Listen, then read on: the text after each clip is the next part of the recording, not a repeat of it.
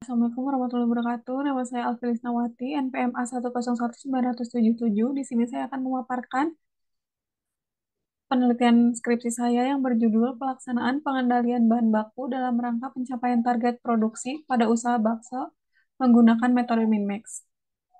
Yang pertama,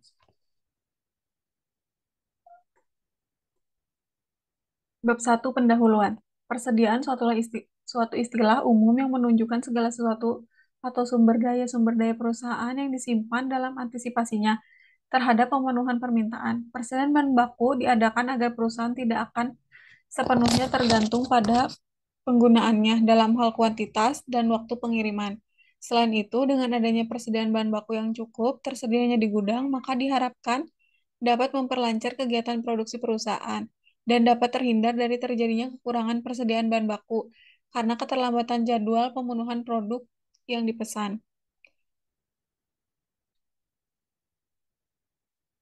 Selanjutnya, tujuan penelitian. Adapun tujuan dari penelitian ini yaitu pertama, untuk mengetahui pengendalian persediaan bahan baku yang diterapkan pada UKM bakso tersebut. Yang kedua, mengetahui bagaimana penerapan metode Min-Max dalam pengendalian bahan baku UKM bakso tersebut.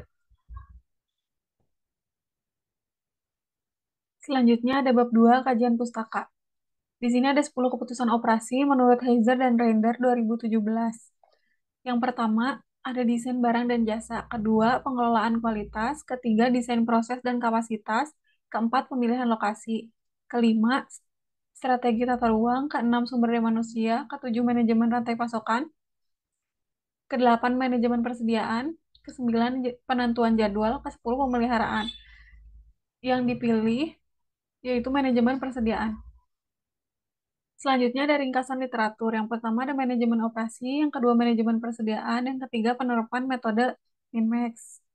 Selanjutnya ada penelitian terdahulu. Yang pertama ada Fitria 2000, tahun 2018 yang berjudul Analisis Pengendalian Persediaan Bahan Baku Kedelai pada Pabrik Tahu Makassar. Selanjutnya ada Nugroho tahun 2020 dengan judul penelitian Perencanaan Kebutuhan Bahan Baku dengan menggunakan metode Min-Max. Studi kasus perusahaan jenang mirah di Kabupaten Ponorogo. Selanjutnya ada Nur Laila tahun 2022 dengan judul penelitian Pelaksanaan Pengendalian Bahan Baku dalam Pencapaian Target Produksi pada PT Berdikari Sari, utama Banjarmasin.